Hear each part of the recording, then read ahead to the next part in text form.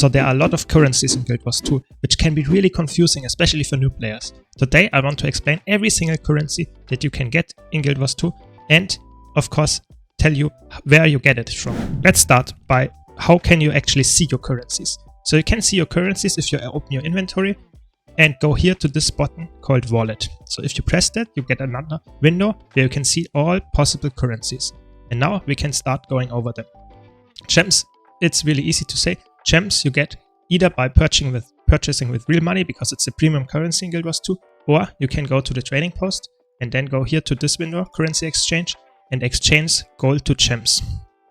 It costs a lot of gold, but in the end you have the premium currency and can purchase gem store stuff with it, like build templates and that kind of stuff. Then we have gold. Yeah, it's the most important currency. You use it for almost everything, but you also almost get it everywhere. So yeah, very important currency. Then we have karma. It's almost the same as Guild Wars 2's gold system. You get it almost everywhere, but it's account bound. That means you really have to farm it if you need it, because you can't buy anything that gives you karma in the end. So that means karma is used for a lot of stuff like legendaries, and yeah, a lot of items like miniatures need a lot of karma, but most veterans have a lot of it lying around because you get it passively. But if you're really in dire need of it, it's actually not that easy to come by because you can't really farm it that easily. Yeah? You have to do a lot of events, you have to do a lot of stuff like fractals and that stuff consistently to get up to a high amount of karma. During Winter's Day, there is the best karma farm available. I made a video about it, but if it's not Winter's Day when you watch this video, then yeah, too bad, you have to do the regular activities. Then we have spirit charts, really important currency as well. You need it for a lot of items to craft, especially in the Mystic Forge. Legendaries need a lot of them as well, and you get them by leveling up. I have a guide about it as well after you reach level 80. And you can actually make a lot of gold with them if you have multiples of them lying around and you don't need them. Be sure to check it out if you want to know more about it. Then we have Loris. That's a currency that you get from logging in and playing and using the Wizard's Vault to get Loris. Loris is a little bit of a legacy currency.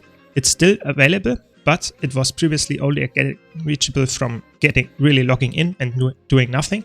But now you have to complete some challenges in the Wizard's Vault to get Loris, and then you can buy Loris here and use them for whatever the local merchant provides. It's not crazy. Most of the rewards there are either ascended stuff or some gold stuff, but nothing too important nowadays. So you just get them and get as much as you want from the Wizard's World and then save them up if you really need something from the local merchant. You can get it.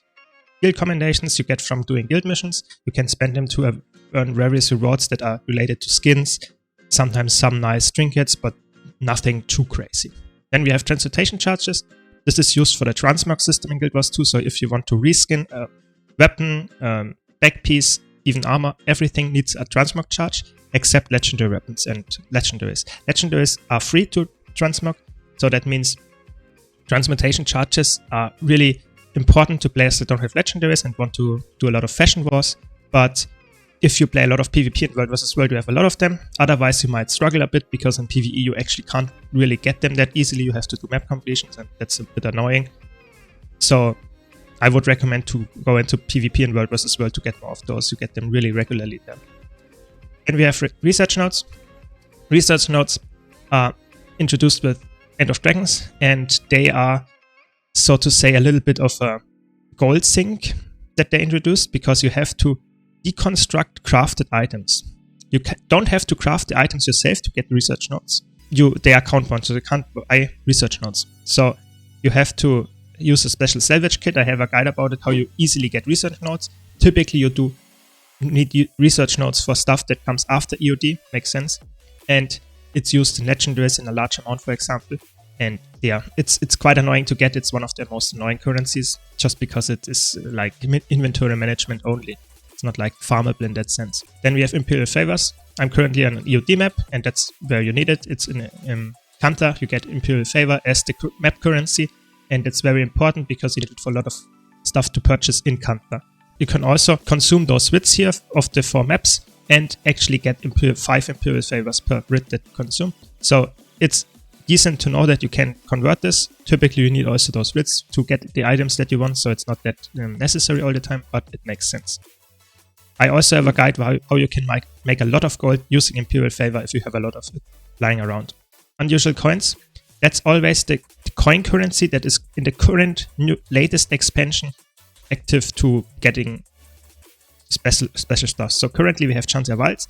That's where you get the unusual coins from opening secret hidden chests, and you can use them to buy various items, and you also need it for legendaries. If the expansion then becomes outdated in that sense and we get a new one, so what happened with Soto, for example, and EOD, then the usual coins of this expansion will turn into ancient coins and will be all added up, and then you can use it still for the old content, but the new content needs the new unusual coins. So you can't really stack up on ancient coins and just use them. You have to use the unusual coins.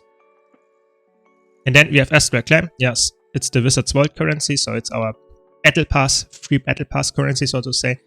Nothing more to add to that. Then you have Ursus Oblige, which is the map currency of Janthir Wilds. Again, map currencies always have some special rewards bounded to the vendors. I won't go into detail what you can get there, but it's definitely worth it to get, of course, like weapon skins, miniatures, and of course legendary items that you need to get the legendary here. But you get it by doing events in the corresponding region, and then you can buy it on the event. And we have Gating Crystals, that's the new currency for the Raidwing 8. So you can buy stuff from the vendor there, and it's kept at 150 to do each week that you can get. So it's a little bit of a grind if you want to go for all the skins that you can purchase there, if they don't drop, of course. And we have PvP League tickets. Yeah, it's self-explanatory. You get it by playing PvP seasons. You can spend them to get legendary items again, or can go for ascended stuff or miniatures. Again, it's just PvP unique rewards that you can get with this. And it's kept in a sense that you need to play a lot of PvP during the seasons, and you can't play unranked, so you have to play ranked to get this. Then we have Shards of Glory, the same as the PvP League tickets. You have to get them during the ranked season. However, the thing is, these are not kept. You can farm them endlessly, whereas the League tickets can be kept to some extent. So yeah, just that you know, both of them are account bonds. You can't convert them. Which is always true for almost every currency in here is account bound, so you can't really send them around. So you have to farm them yourself. Badges of Honor is the same for World vs. World. It's earned by playing World vs. World, killing players, and you can use them to purchase stuff from the various World vs. World vendors. Interesting part here is you can use most currencies as also Badges of Honor to purchase stuff that you then can sell for gold. It's not always recommended to do so, because the reason for that is oftentimes you need it for a legendary and then you have to farm it again. So saving up on those might be a better way to do it in the long run. Just saying. World vs. World skirmish tickets. It's a weekly kept currency, so you have to go and play World vs. World every week and try to get as many chests that you can get with the pip system to get those skirmish tickets, which you then can use, for example, for the legendary there, for special skins there, and of course also for the infusion, for example. You need a lot of tickets, and they are quite hard to come by because they are weekly gated. Nowadays with defensive and that kind of stuff, to get very little amount as well, but it's really hard to farm other than the pip chests. Then we have Proof of the Rose, Testimonies of Jade and Desert. Those three are used to purchase hero points and other PvE centric stuff like relics and that in World vs. World. So you can play World vs. World, get those free with the current expansion, so those are outdated and this is the newest one, to purchase hero points that you then really unlock in the world for your character, which then lets you play World vs. World only, and then you can even get the elite spec unlocked, which is really nice for players that really enjoy World vs. World, because you don't have to grind PvE hero points, for example. Really helpful currency. Then we have Geodes. Geodes are used in Drytop. It's the map currency there. Then we have the key. So every single old map has a map currency where you can purchase stuff from the map vendors, like unique rewards. And then you have a special key that is related to the same map, which is used to open chests in the map, which give you more rewards that are either unique or just more loot that you can sell and get gold out of. So this is Sephiroth lockpicks are the keys for Drytop. So you have the map currency Geodes and you have the keys in Drytop. That will continue now for quite a bit. We have a lot of maps here, so I will quickly go over them. Bandit crests are for silver waste, the currency. Then we have bandit skeleton keys, which are the chest keys for silver waste. All of those 4 here are in the core game, so you don't need any expansions for that. We now get to the Heart of Thorns expansion. Verdant Brink currency and Auric Basing currency with Auric Basing keys.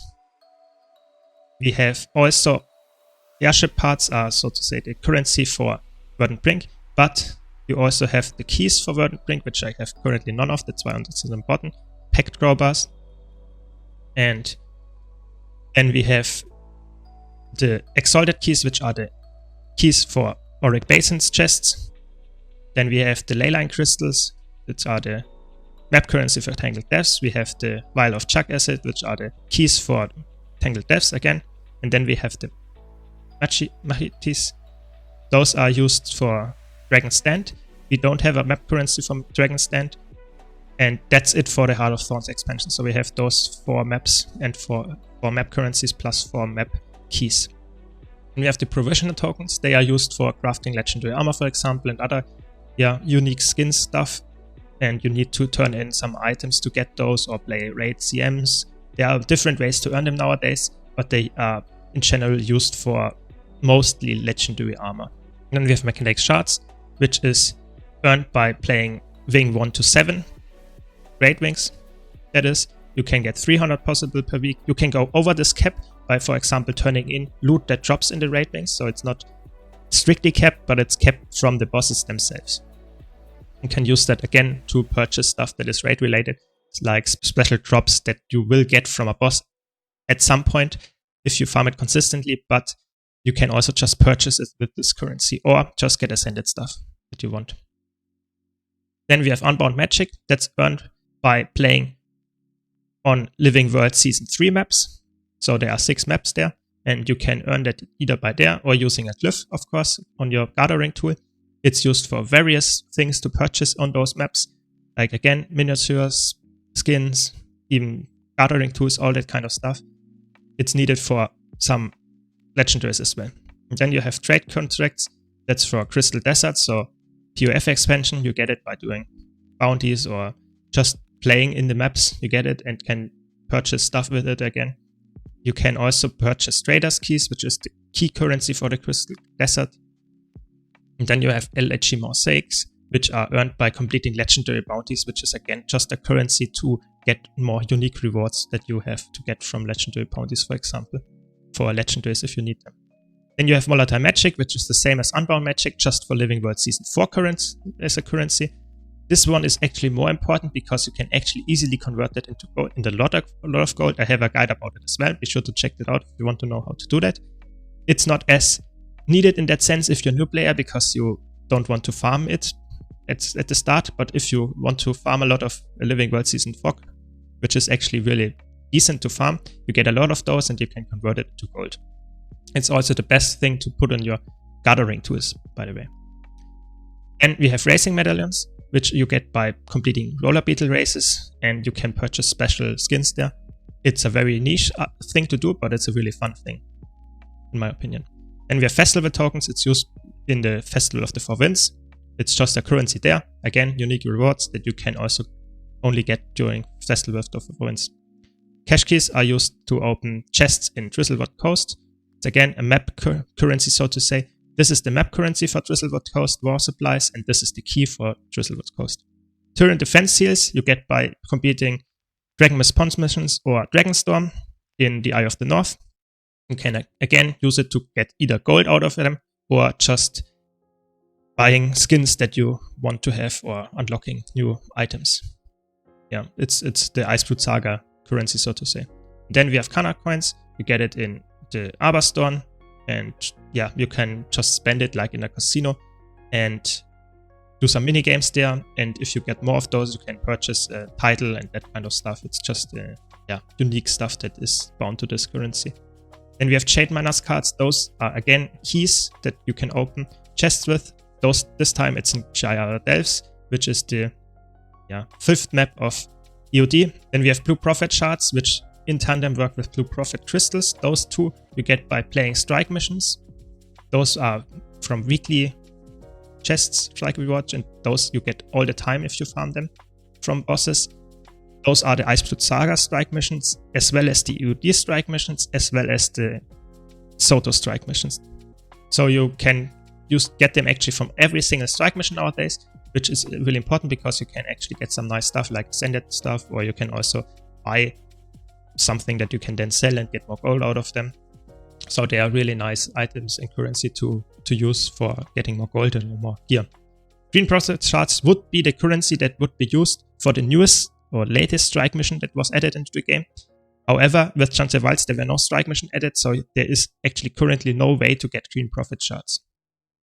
Then we have Legendary Insights. That's the item that you get from completing a raid boss once a week. And this is important to use, for example, for Legendary Armor or Legendaries that for Legendaries that you get out of the raids, for example, the ring. And then we have Fractals. So we have the Fractal currency, Fractal relics that you get all the time, and pristine Fractal relics that you get from playing and doing daily Fractals, like before Fractals, for example. Those are, of course, used for a lot of stuff that is related to Fractals, but you can also purchase Ascended Winds, but you can also just convert them into gold if you really need to. And you can also purchase infusions. They are really important if you are a Fractal player, otherwise, of course, not that important. And we have Tales of Dungeon Delving. That's the combined dungeon currency. Every single dungeon drops those Tales of Dungeon Delving. You can use them for legendaries or can convert them to gold. And then we have Unstable Fractal Essences. That's the Fractal CM currency. So if you're playing challenge motion Fractals, you get those. It's used as a KP there, so a kill proof. However, it's also useful to purchase infusions and that kind of stuff. So it can be a really nice, unique feature that you get from Fractals. Then we have Static Charges, Pinches of Stardust, and Calcified Gas, which is the map currency for the 3 Soto maps. Nothing more to say about those. Again, map currencies. And we have Jade Slivers. You can get those by using a Jadebot recycler, which then passively gives you Jade Slivers, which you then can turn in at a vendor to get more items that you can either sell and get a little bit more gold. But it's typically not very important to have Jade Sliver equipped on your Jadebot. There are better ways, in my opinion. Then we have the PvP tournament voucher. Yeah, speak for itself. If you compete in monthly ultimate tournaments and some other special tournaments, you get those, and you can then get some unique skins and miniatures.